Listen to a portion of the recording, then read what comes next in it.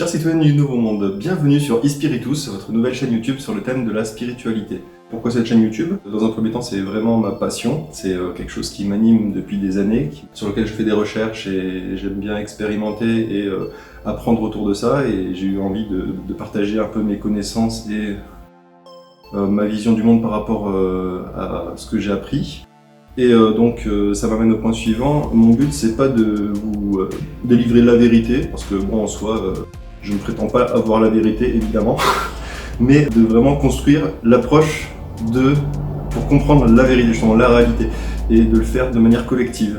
Donc de réunir une communauté de gens qui soient alignés avec cet objectif, en fait, de s'améliorer en vue d'atteindre la vérité, la réalité, avec comme but ultime, évidemment, de réduire la souffrance, parce que on est dans un monde où la souffrance est omniprésente et c'est quelque chose qui me mine et que j'ai envie de transmuter à ma manière. Cette première vidéo aura également pour objet de vous faire un petit disclaimer, parce que effectivement, le thème de la spiritualité, ça attise un petit peu les peurs et les croyances. Du coup, j'ai trouvé ça utile de commencer cette chaîne par un petit disclaimer où je vais exposer ce que cette chaîne sera, ce qu'elle sera pas, et auquel je vais référer les gens, pour éviter de perdre du temps et puis à la fois apporter des réponses dès le début, quoi.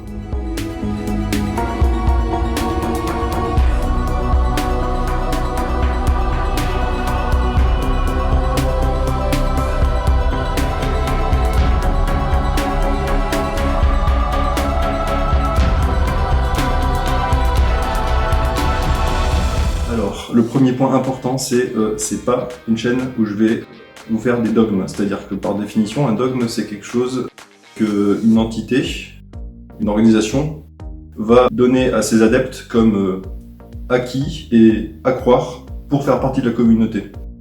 Et donc ça, ici dans cette chaîne, c'est hors de question, c'est-à-dire que je vais vous exposer des choses qui me semblent résonner vraies. Vous, en face, ce que je vous demanderai, conseillerais de faire, c'est de ne pas croire ce que je vous dis comme ça, sans réfléchir, mais vraiment de voir si ça résonne en vous, si ça résonne vrai en vous, et ou de faire vos recherches pour n'admettre que ce qui vous semble juste. Ça, c'est un point très important. Il ne faut pas que ce soit des dogmes que vous acceptiez parce que je vous l'ai dit, mais vraiment que vous les acceptiez parce que ça résonne juste en vous, et que si ça résonne pas juste en vous, à ce moment-là, vous avez l'espace commentaire pour en discuter, ou vous pouvez faire vos recherches, ou on peut échanger juste. C'est vraiment ça le point central, c'est échanger pour avancer ensemble. Le deuxième point, c'est l'humilité et l'ouverture.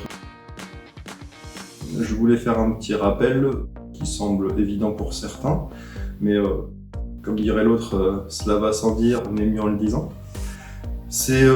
On n'a pas la panacée de la connaissance scientifique de l'univers à ce jour en tant qu'être humain.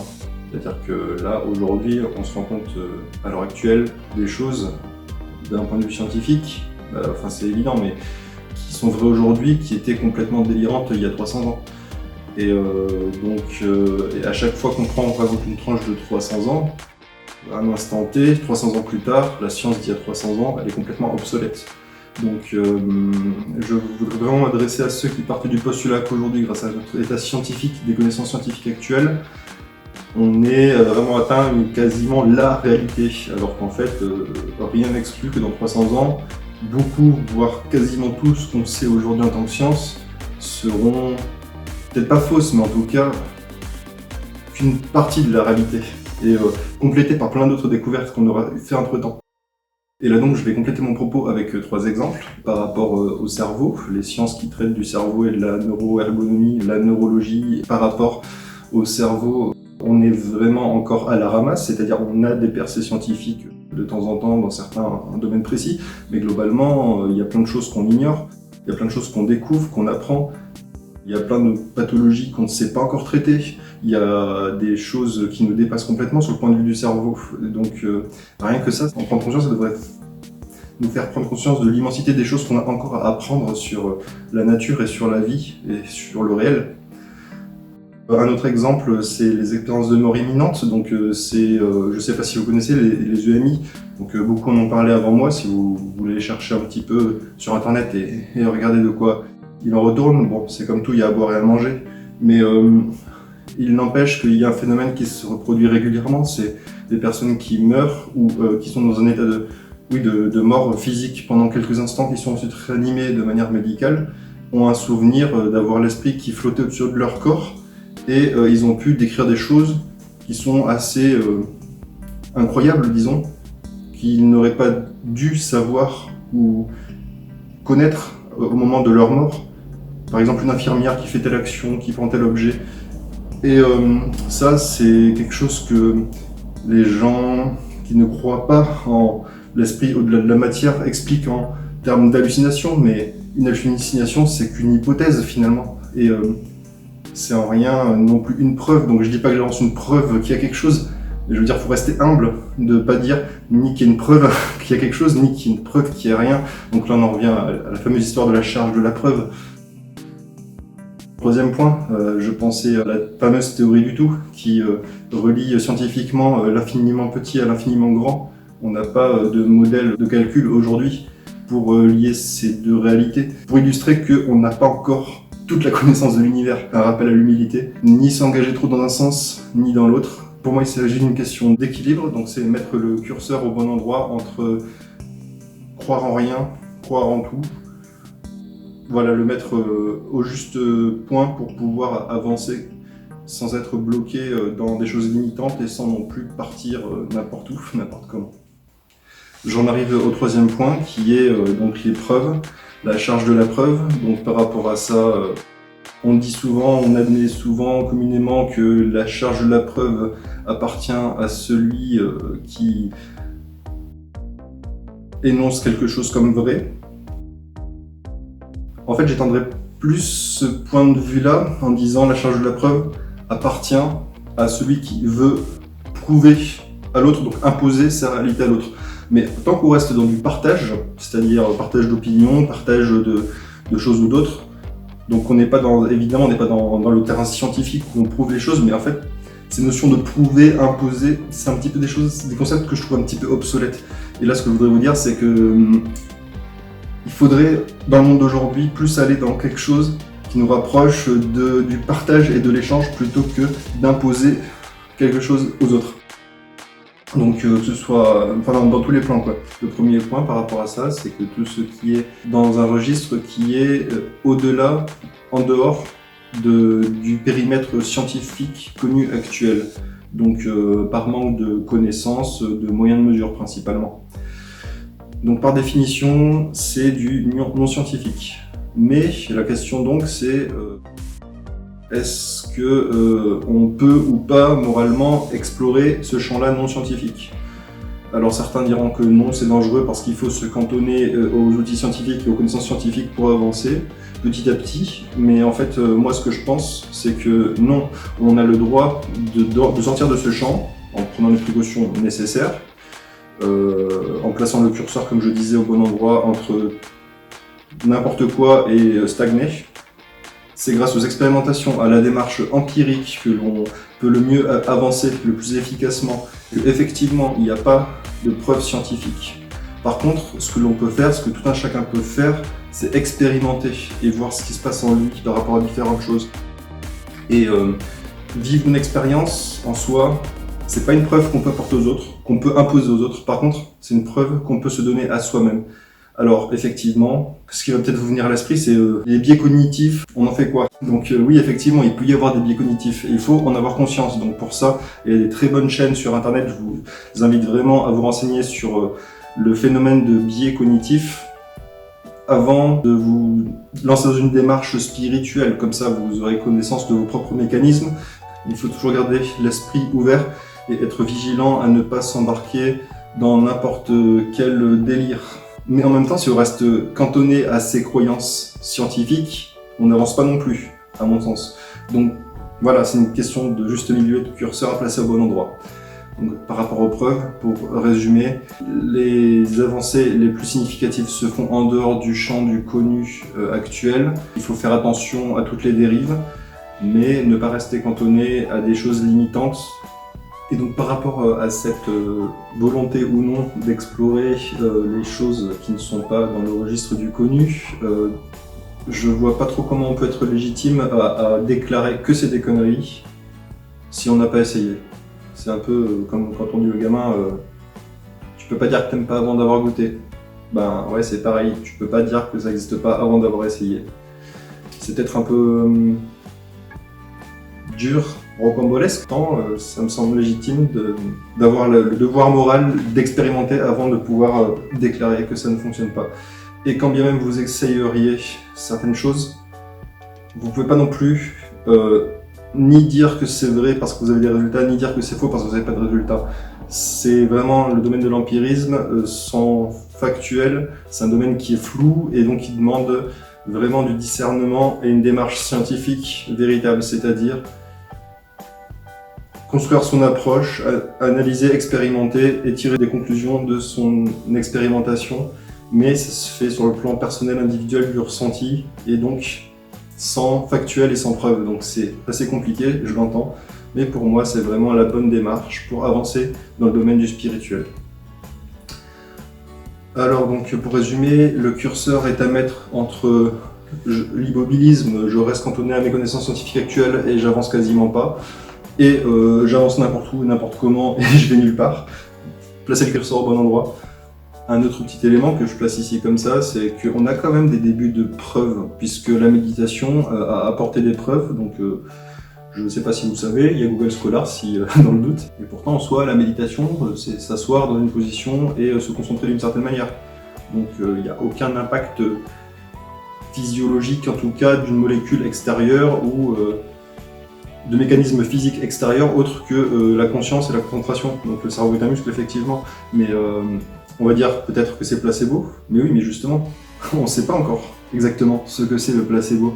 On sait décrire les effets du placebo, mais enfin, sauf si je me trompe, mais corrigez-moi, mais je ne crois pas qu'on sache aujourd'hui expliquer le pourquoi du placebo. Et pour moi, c'est justement une manifestation justement de cette conscience dans la matière, le placebo typiquement. Le quatrième point, c'est la légitimité. Donc, en quelques mots, déjà il y a évidemment le libre arbitre. Chacun est libre de faire ce qu'il veut là où s'arrête la liberté de son prochain, par définition. Et surtout, c'est d'exposer un petit peu le pourquoi. Pourquoi est-ce que ce besoin de recherche de choses a priori fausses, puisque non connues scientifiquement. Donc d'un point de vue matérialiste, qui aime les choses vraiment vérifiables, concrètes, palpables, je comprends que ça n'ait pas forcément de sens. Mais en fait, j'aimerais vous inviter à étendre votre point de vue à qu'est-ce qui anime chacun dans son désir d'apprentissage, d'accomplissement, d'épanouissement. Peut-être que pour certains, c'est justement s'accrocher aux choses fiables et vérifiables, mais il y en a d'autres, comme moi, pour qui c'est pas suffisant. C'est-à-dire qu'on a une intuition, enfin je parle pour moi j'ai une intuition comme quoi il y a quelque chose qui sous-tend ce monde réel, matériel, palpable, et qui existe mais qui n'est pas défini, ou en tout cas qui est pas facilement abordable, ou pas du tout lié à la science. Un besoin de comprendre en fait, parce que la science ça décrit parfaitement le comment les mécanismes s'enchaînent, la causalité. Typiquement ça explique comment fonctionne un placebo, donc t'as le sujet type, il se passe ça dans sa croyance, du coup son cerveau va faire que ça, ah bah oui c'est parce que c'est l'effet placebo. Ok oui, on peut le décrire, on peut décrire la causalité du phénomène, mais on ne peut pas décrire pourquoi est-ce que le placebo fonctionne et quels sont les mécanismes sous-jacents justement au fait que ça fonctionne. Et en fait, pour moi, vraiment la quête de spiritualité, c'est se demander le pourquoi et tenter justement de comprendre le pourquoi et de le définir et de le décrire et de l'expérimenter du coup, parce que, encore une fois, on n'a pas les outils aujourd'hui scientifiques pour avoir des connaissances sur le champ non connu, par définition. Et donc en fait, cette quête de spiritualité, c'est vraiment le besoin de vraiment comprendre les choses et donc répondre aux questions de type métaphysique, tout simplement. Un deuxième point, c'est au-delà d'une quête de compréhension, c'est une quête d'harmonie, parce que on sait qu'on a un cerveau à deux facettes, un cerveau droit, un cerveau gauche, un cerveau rationnel, un cerveau irrationnel. Et donc la science, elle peut parfaitement répondre aux besoins du cerveau rationnel. Par contre, tout l'aspect irrationnel, une démarche de type spirituel, ça peut combler ce besoin-là, et je pense que ça répond à ce besoin-là, tout simplement. Donc effectivement, on peut croire que la démarche spirituelle n'a pas de sens, sauf qu'en fait, si on regarde bien, la science et la technologie sont factuelles, tangibles, palpables, bien compréhensibles, prouvables, mais elles amènent un monde de merde. Regardez le monde d'aujourd'hui, la technologie, regardez le béton partout sur Terre. c'est de la merde, je suis désolé. Ok, ça apporte du confort, mais ça apporte la mort aussi. Donc, à un moment donné, il faudrait remettre de l'humanité là-dedans. Ça nous cantonne dans des raisonnements froids, logiques, structurés, carrés, mais qui manquent d'humanité, qui manquent de chaleur. Et pour moi, justement, pour établir cet équilibre entre cerveau droit et cerveau gauche, il faut amener de la spiritualité. Enfin, c'est juste logique et mécanique, en fait. Et cette quête de compréhension, pour moi, c'est ça qui sous-tend le point 4 de la légitimité d'une démarche spirituelle. Et enfin, le dernier point, avertissement et prudence. C'est bien beau de vous partager ma passion, la spiritualité, de vous inviter à entamer une démarche spirituelle, mais il y a des dangers, comme dans tout en fait dans la vie, qu'il convient d'identifier, de définir. Donc déjà, le premier point, c'est que j'en ai un petit peu parlé tout à l'heure dans la vidéo, les biais cognitifs. Ça, c'est un truc qu'il est important de connaître, parce que c'est quelque chose qui compte, ne pas se laisser entraîner par les biais de notre cerveau, qui existent. Je vous invite à chercher biais cognitifs sur YouTube, vous aurez plein de vidéos qui vous expliqueront qu'est-ce qu'un biais cognitif, comment l'identifier et quels sont les mécanismes à adopter pour limiter leurs effets sur nous. Le deuxième point, c'est le charlatanisme. Faites très attention parce que dans le domaine du spirituel, encore plus que dans les autres domaines de la vie, surtout que c'est des choses qui sont irrationnelles, pas définies, il y a des gens qui en profitent, comme partout, donc il y a des escrocs. Donc attention à ce que vous faites, ne faites pas confiance à n'importe qui. Donc ce que je vous conseille, c'est déjà dans un premier temps, rester méfiant, bienveillant et méfiant, ça n'en exclut pas l'autre.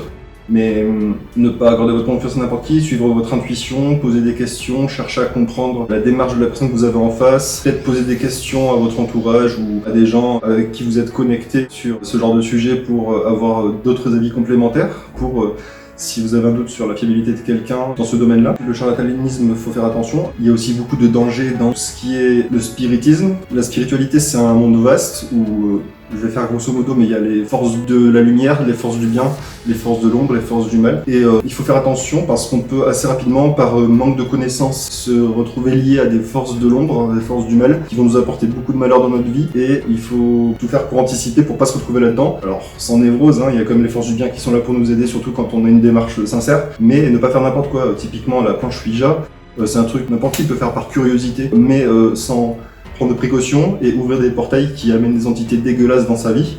Et ça, c'est hyper dangereux, donc à surtout éviter. Donc oui, entamer une démarche spirituelle pour une quête d'accomplissement et d'épanouissement, une quête de sens, mais pas n'importe comment. Enfin voilà, je vous donne mon avis là-dessus. Méfiance, à ne pas faire n'importe quoi, à toujours faire les choses de manière réfléchie et sage, on va dire, mûrement réfléchie. Ensuite, deuxième aspect, plutôt centré sur suivre son intuition. En fait, c'est un principe dans le développement spirituel qui est hyper archi important. C'est le gnotissoton.